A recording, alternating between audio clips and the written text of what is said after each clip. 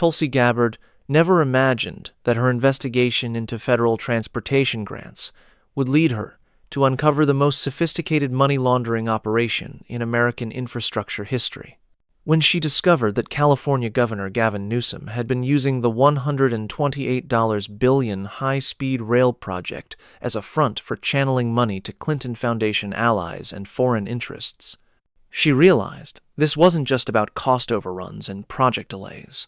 It was about the systematic corruption of American infrastructure spending to serve a global network of influence peddling.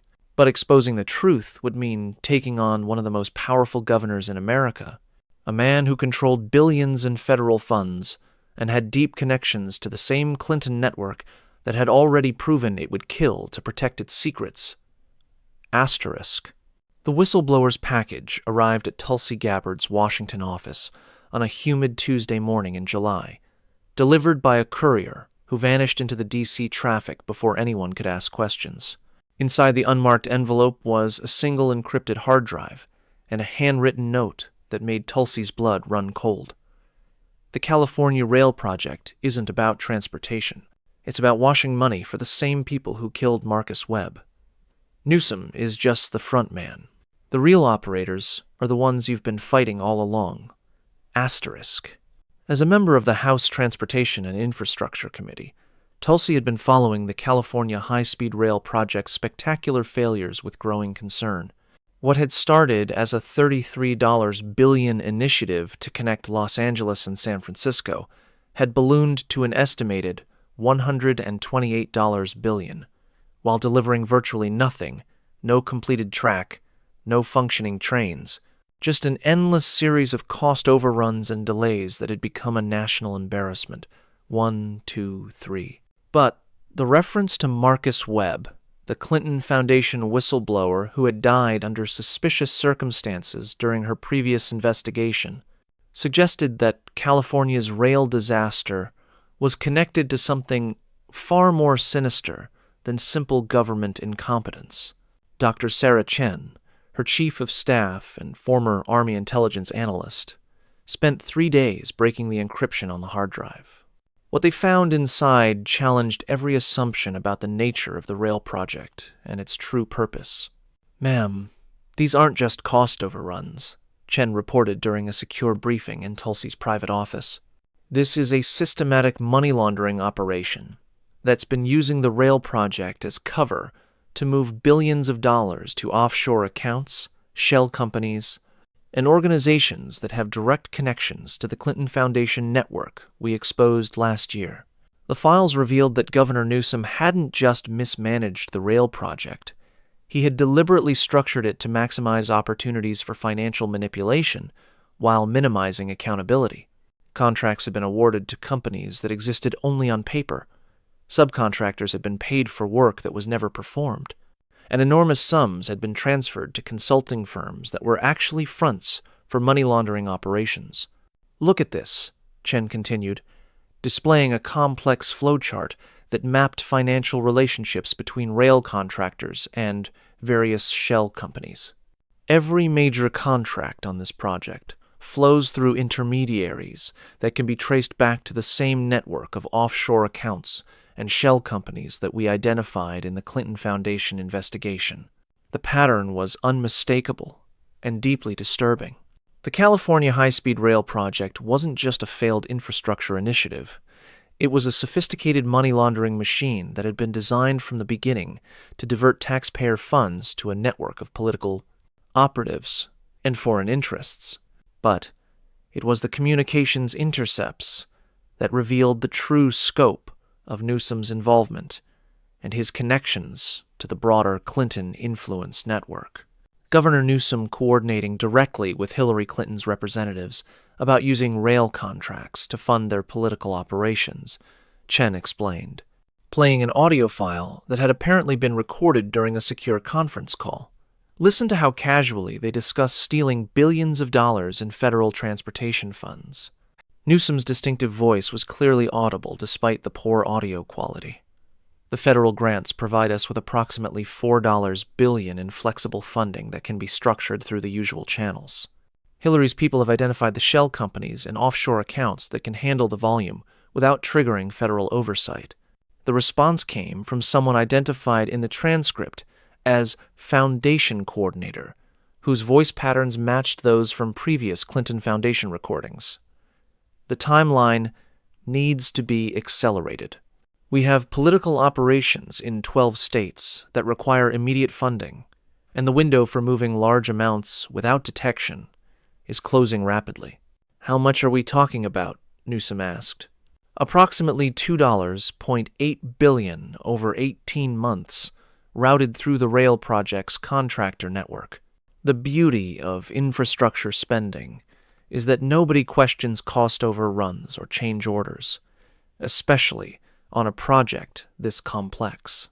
The conversation continued for nearly an hour, documenting detailed discussions of how federal transportation funds would be systematically stolen and used to finance Clinton political operations across the country. But the most damaging evidence came in the form of financial records that showed exactly how the money laundering operation worked in practice. These documents show payments totaling $2.3 billion that were supposed to go to rail construction but were instead diverted to accounts controlled by Clinton Foundation affiliates, Chen explained, showing Tulsi a series of banking records that tracked the flow of funds from federal grants through various intermediaries to offshore accounts. The sophistication of the operation was breathtaking.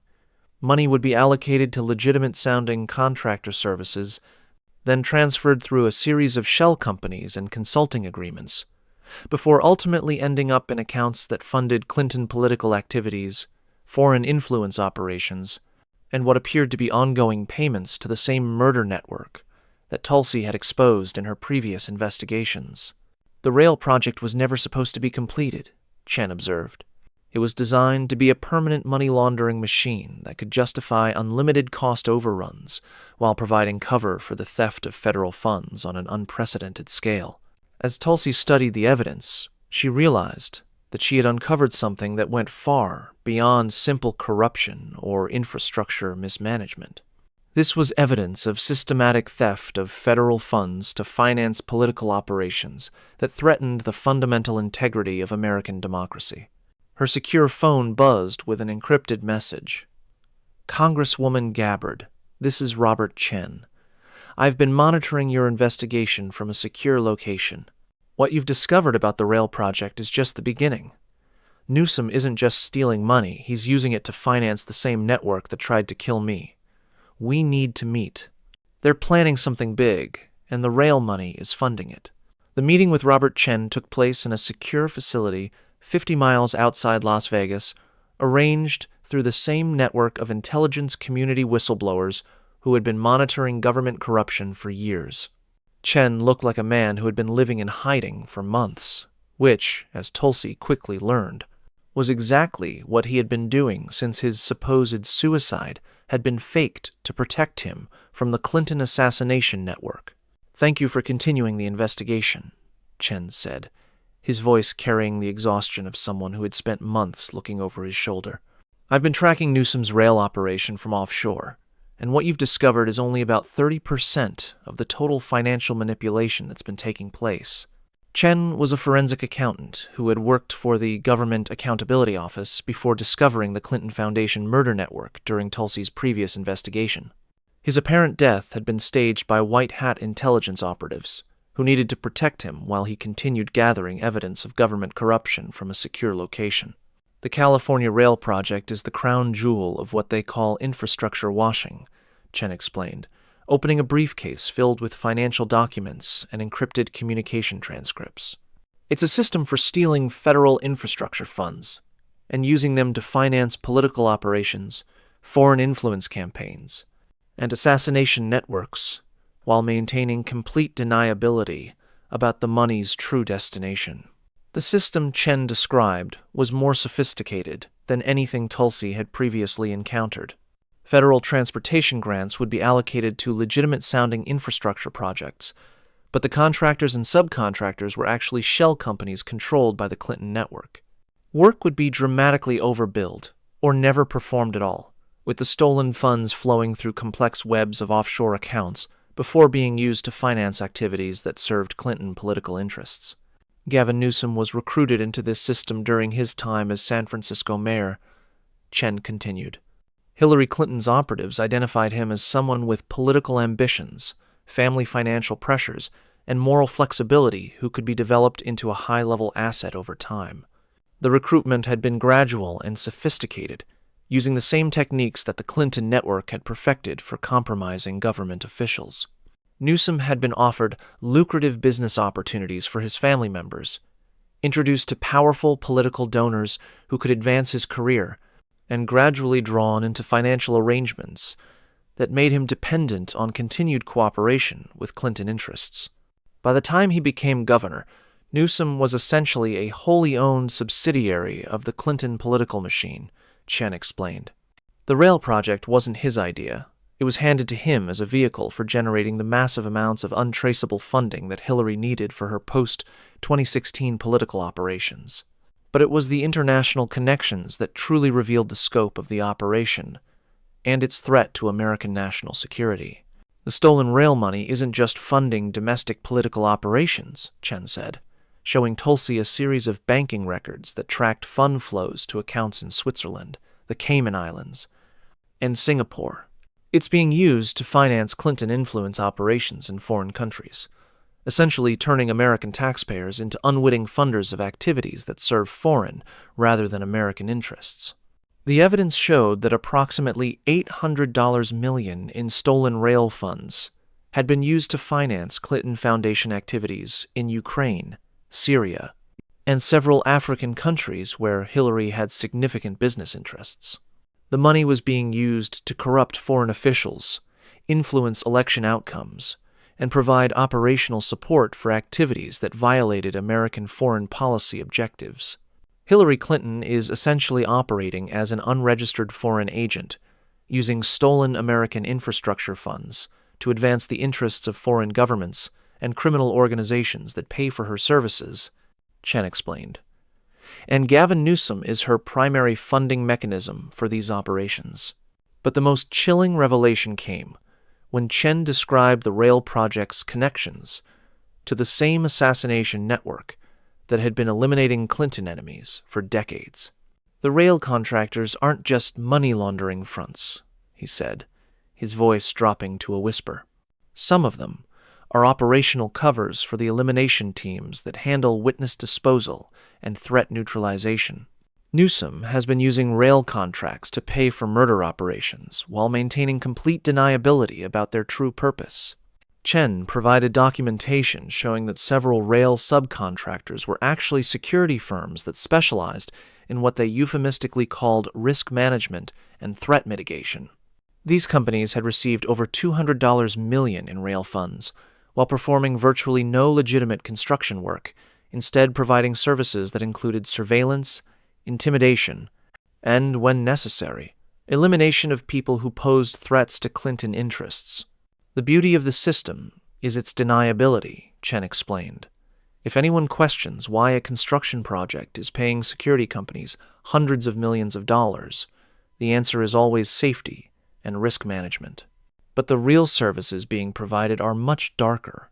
The recordings Chen had obtained revealed conversations between Newsom and Clinton operatives discussing specific individuals who needed to be managed through the rail project's contractor network.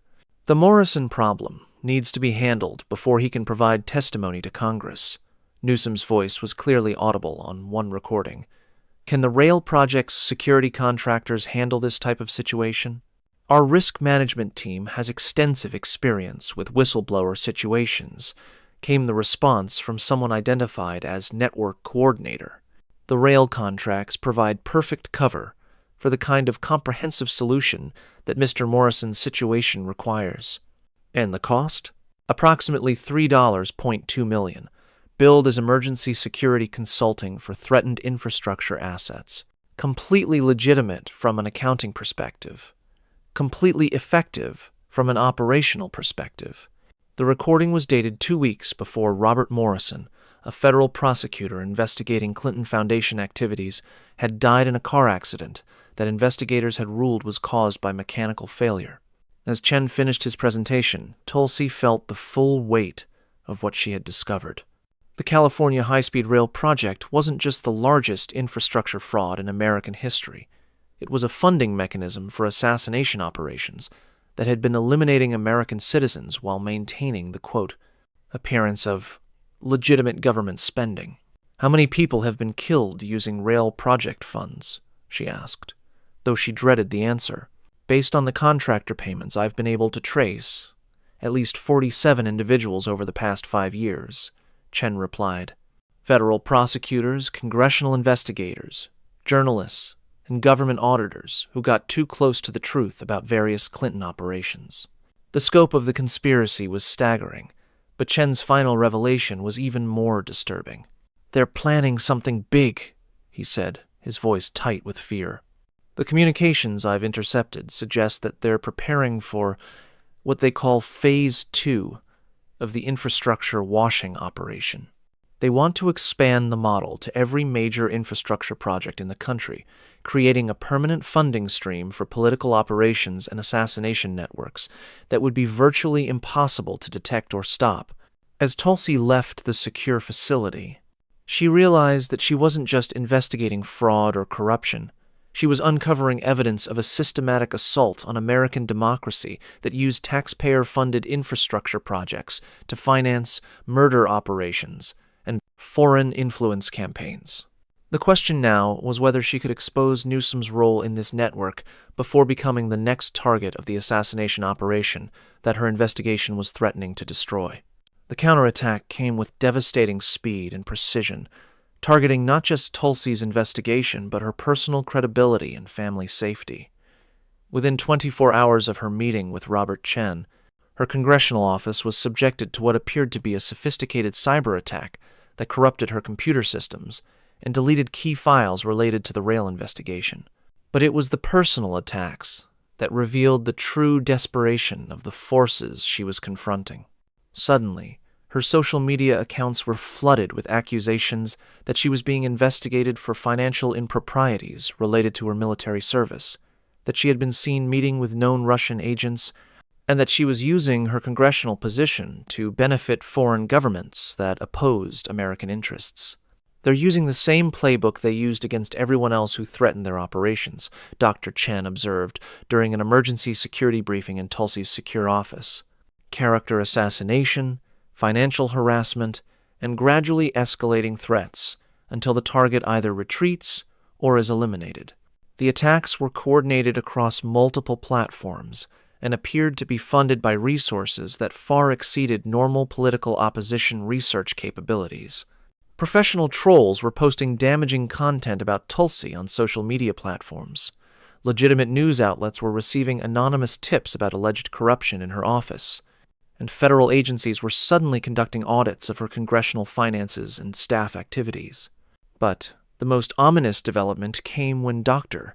Chen detected evidence that Tulsi's personal communications were being monitored by sophisticated surveillance systems that appeared to be connected to the same contractor network that was receiving stolen rail funds. Your phones, your computers, your personal residence, they're all being monitored by equipment that's registered to companies receiving California rail contracts. Chen explained during a briefing that took place in a Faraday cage buried beneath a secure facility in Virginia. Newsom is using rail money to pay for surveillance operations against sitting members of Congress.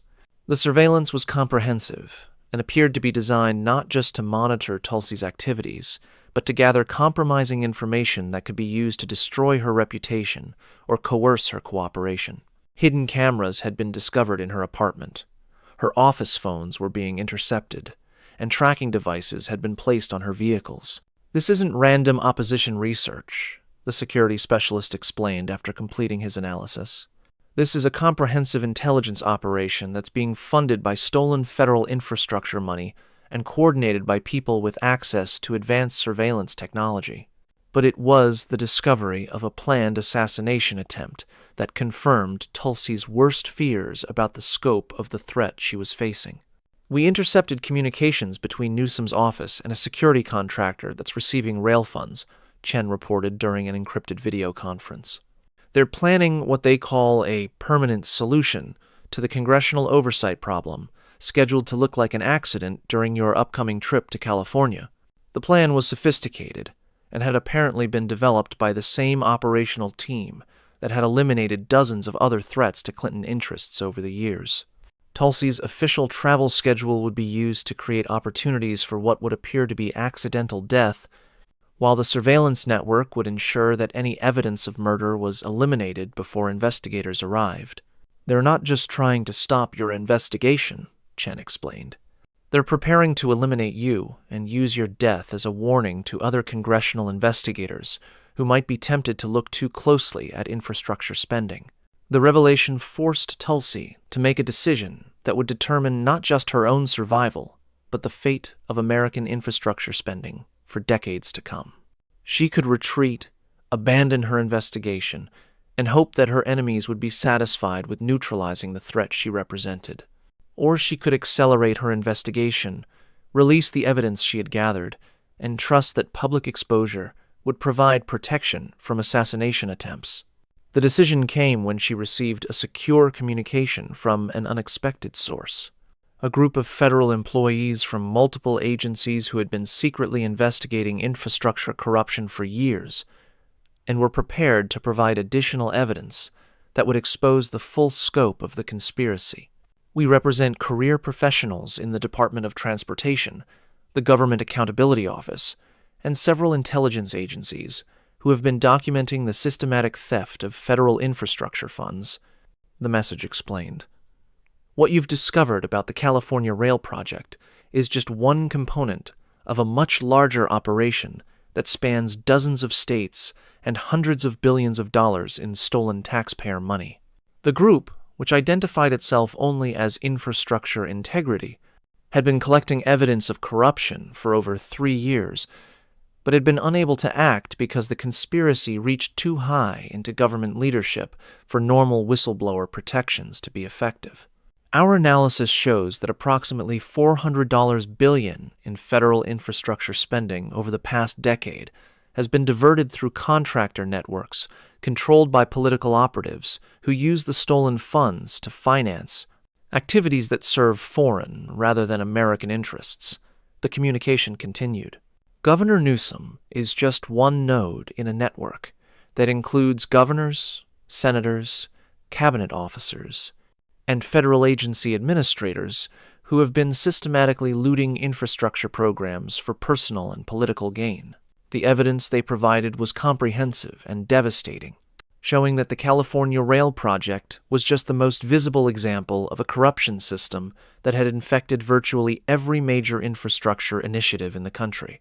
Highway projects, bridge construction, airport improvements, water treatment facilities, all had been compromised by contractor networks that existed primarily to steal federal funds while providing minimal actual infrastructure improvements. But it was the international connections that truly revealed the scope of the threat to American national security.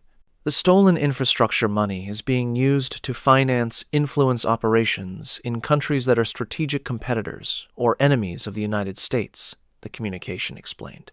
China, Russia, Iran, and other hostile nations have been receiving intelligence and operational support that's funded by American taxpayer money, essentially turning our own infrastructure spending into a weapon against our national interests. The evidence included documentation showing that Chinese intelligence services had been receiving detailed information about American infrastructure vulnerabilities, paid for with money stolen from federal highway projects. Russian operatives had been provided with operational support for influence campaigns in European allied countries, funded by money diverted from airport security upgrades. Iranian proxy organizations had received financial support for activities in the Middle East, paid for with funds stolen from water treatment projects. This isn't just corruption, Tulsi realized as she studied the evidence. This is systematic treason that's been disguised as infrastructure spending while actually serving the interests of America's enemies. The scope of the conspiracy was so vast that it challenged fundamental assumptions about the integrity of American government institutions. But it was also so well documented that it provided an opportunity to expose and eliminate a network that had been operating with impunity for years. The question now was whether Tulsi could coordinate the release of this evidence in a way that would maximize its impact while minimizing the risk of assassination by people who had already demonstrated their willingness to kill American citizens to protect their criminal enterprise. Governor Gavin Newsom's response to Tulsi's investigation came with all the institutional authority and media sophistication that had made him one of the most effective political communicators of his generation. But beneath the polished exterior, Tulsi could see the desperation of a man who understood that his entire political career, and possibly his life, depended on successfully discrediting her allegations. The counterattack began with a carefully orchestrated media campaign that positioned Tulsi as an unstable conspiracy theorist who was being manipulated by foreign adversaries to attack American infrastructure development. Within hours of her first public statements about the rail investigation, major news outlets were featuring stories about her pattern of promoting debunked theories and her suspicious connections to foreign intelligence services. Congresswoman Gabbard has a long history of promoting conspiracy theories and anti-American propaganda that serves the interests of our nation's enemies. Newsom announced during a press conference at the California State Capitol, her latest attacks on our high-speed rail project are part of a coordinated disinformation campaign designed to undermine American infrastructure development and discourage investment in the green transportation systems that will define our economic future. The performance was masterful, delivered with the kind of righteous authority that made viewers want to believe every word, despite whatever doubts they might harbor about the speaker's motivations. Newsom positioned himself not as a corrupt official protecting criminal interests, but as a visionary leader defending American innovation against foreign manipulation. But it was his use of classified national security briefings that revealed the true sophistication of his defensive strategy. The allegations that Congresswoman Gabbard is promoting are based on fabricated documents that intelligence agencies have identified as products of foreign disinformation campaigns, Newsom explained during a closed-door briefing to the California congressional delegation. Releasing or acting upon such materials would compromise ongoing counterintelligence operations and could endanger American assets who are working to expose genuine foreign manipulation of our political processes. The explanation was carefully crafted to suggest that Tulsi's evidence was itself evidence of foreign attack on American institutions, making it unpatriotic to pursue allegations that threatened his position. It was a brilliant defensive maneuver that turned her investigation of his corruption into potential proof of her own disloyalty. But the most dangerous aspect of Newsom's counterattack was his use of the same contractor network that had been receiving stolen rail funds to conduct surveillance and intimidation operations against Tulsi and her staff. We're detecting systematic attempts to infiltrate your communications, compromise your staff, and gather intelligence about your investigation, Dr. Chen reported during an emergency security briefing. The same security contractors that have been receiving rail money are now being used to conduct what amounts to a domestic espionage operation against a sitting member of Congress. The surveillance was comprehensive and appeared to be designed not just to monitor Tulsi's activities, but to create opportunities for more aggressive action if the political attacks proved insufficient. Her staff members were being followed, their family members were receiving subtle threats, and her congressional offices were being subjected to what appeared to be routine security inspections that were actually intelligence-gathering operations. But it was the revelation of a planned false flag operation that confirmed Tulsi's worst fears about the lengths to which Newsom would go to protect his criminal enterprise. Intelligence intercepts show that they're planning to stage what they call a foreign interference incident that will discredit your investigation by making it appear that you're being manipulated by enemy agents, Chen explained during a secure video conference. They want to create a situation where pursuing your allegations becomes evidence of treason rather than patriotism. The plan was sophisticated and appeared to be based on techniques that intelligence agencies used for discrediting foreign operatives. False evidence would be planted suggesting that Tulsi was receiving support from Russian or Chinese intelligence services. Her communications would be manipulated to create the appearance of coordination with foreign agents, and selected portions of her investigation would be leaked in ways that made them appear to serve foreign rather than American interests.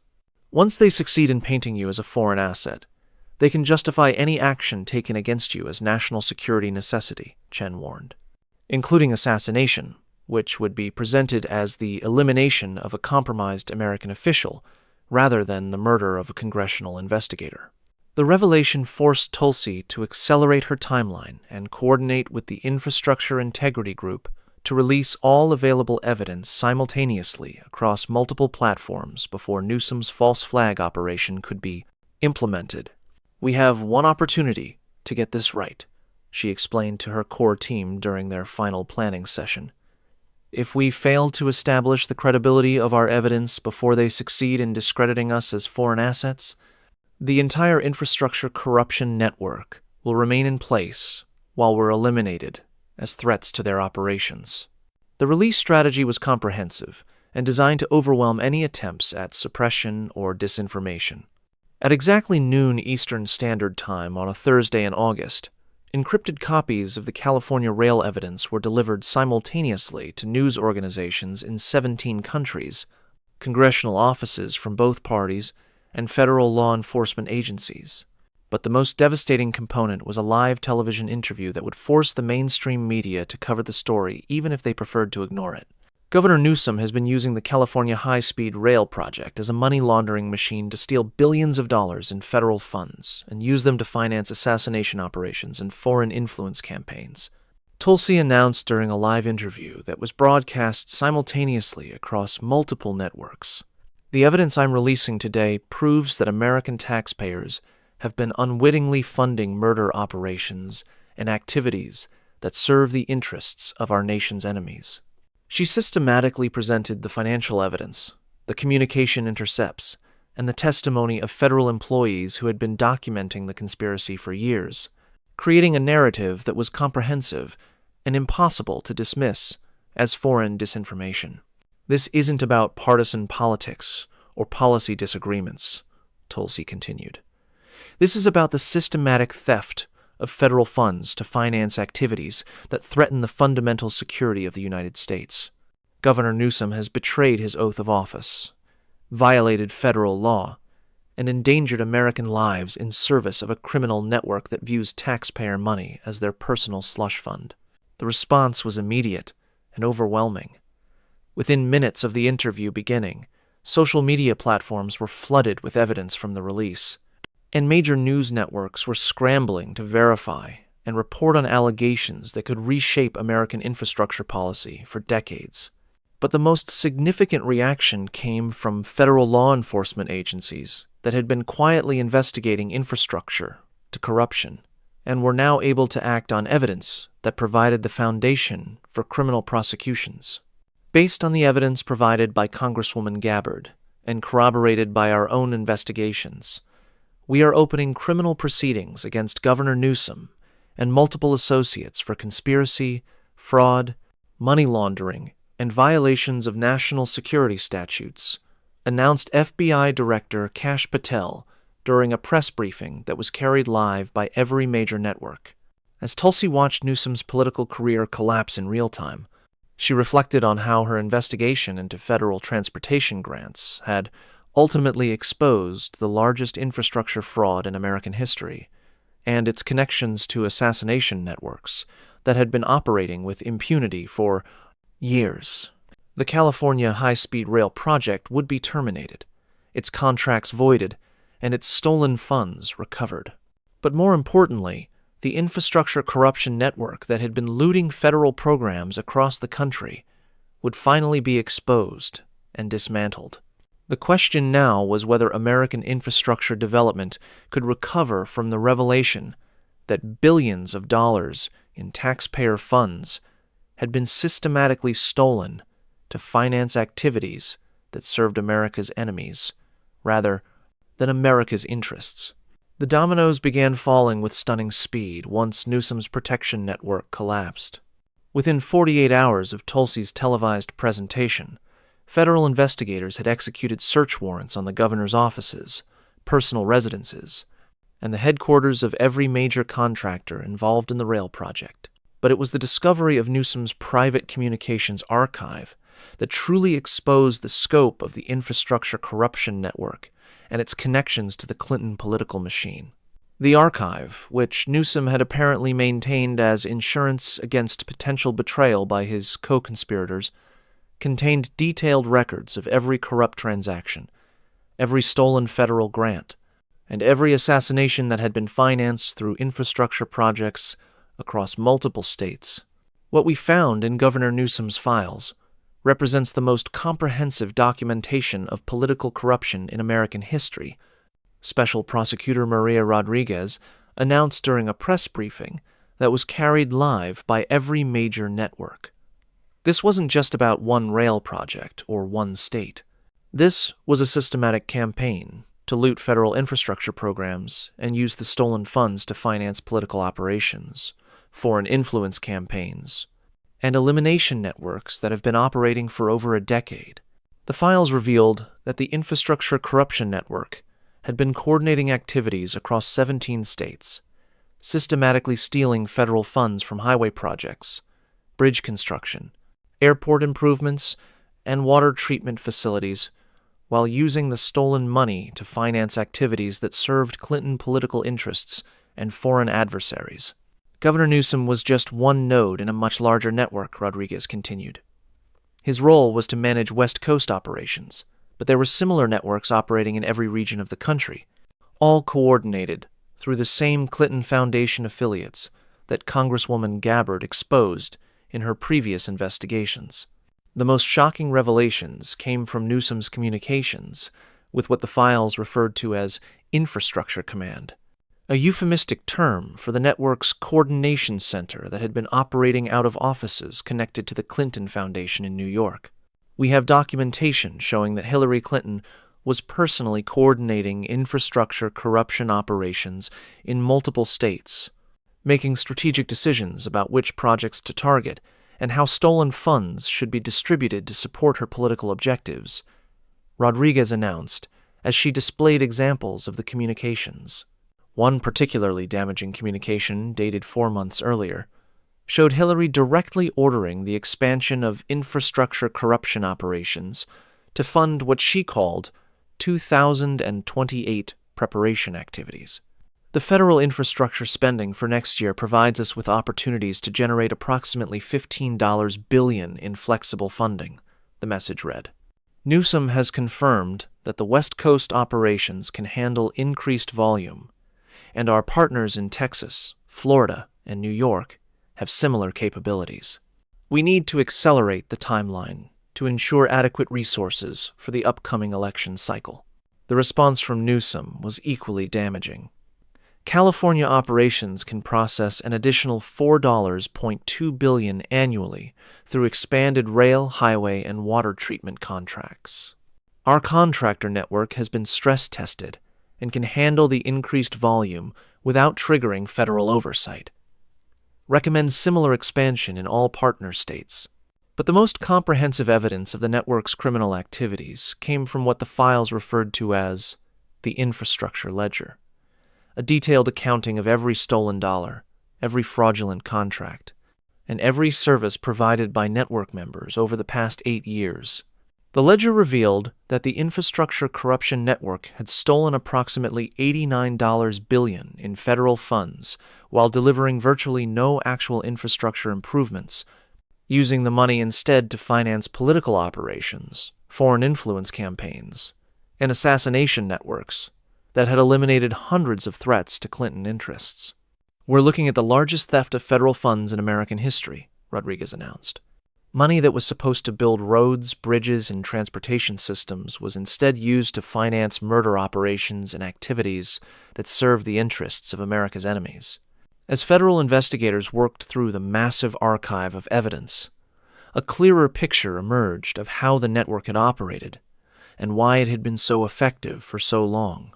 The key was the appearance of legitimacy infrastructure projects, provided perfect cover for massive financial transactions. Cost overruns were expected and rarely questioned, and the complexity of modern construction contracting made it virtually impossible for normal oversight to detect systematic theft. Infrastructure spending was the perfect vehicle for this kind of operation, explained Dr. Robert Chen, who had emerged from hiding to serve as a key witness in the prosecutions. Unlike other forms of government spending, infrastructure projects involve complex contractor relationships, legitimate reasons for cost increases, and technical specifications that most oversight officials don't understand well enough to detect fraud.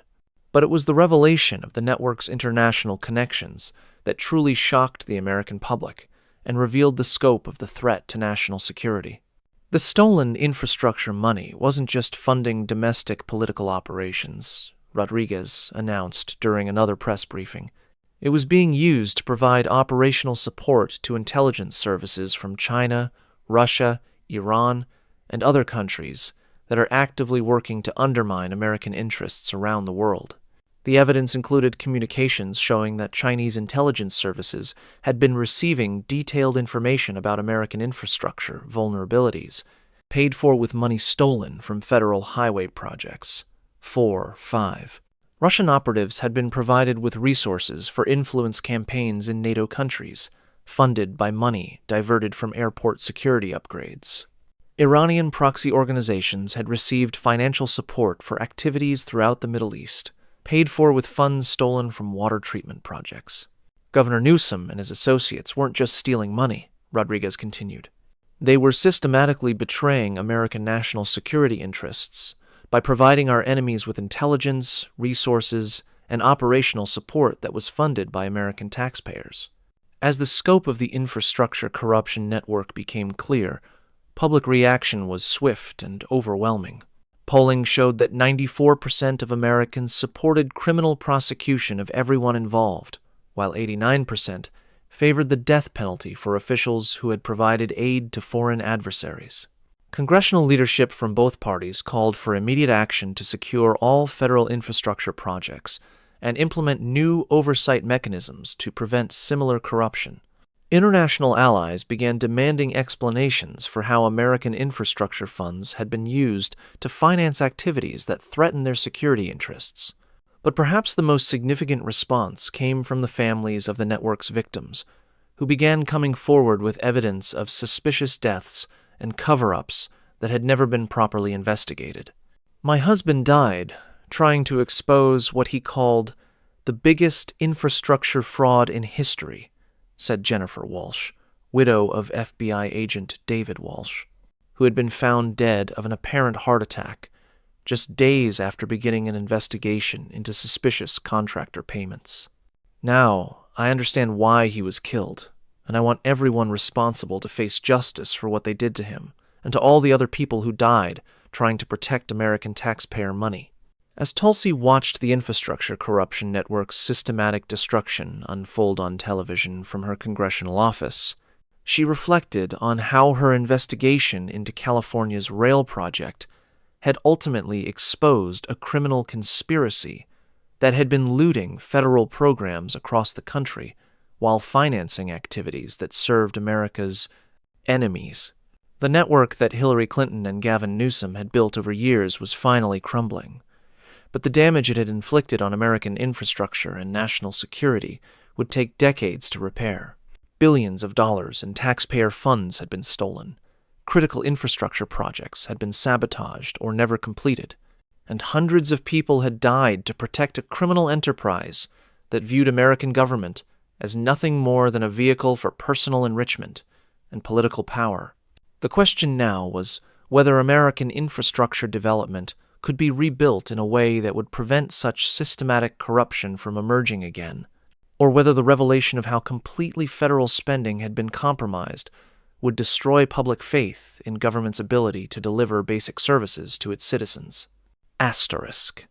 The story concludes with Hillary Clinton, Gavin Newsom, and dozens of network members being arrested and charged with treason, conspiracy, fraud, and murder. The California high-speed rail project is terminated, and its assets are used to compensate victims and fund legitimate infrastructure development. Tulsi leads a bipartisan effort to reform federal infrastructure spending and implement oversight mechanisms that would prevent similar corruption. The stolen $89 billion is partially recovered, though much of it had already been used to finance operations that damaged American interests around the world. Asterisk?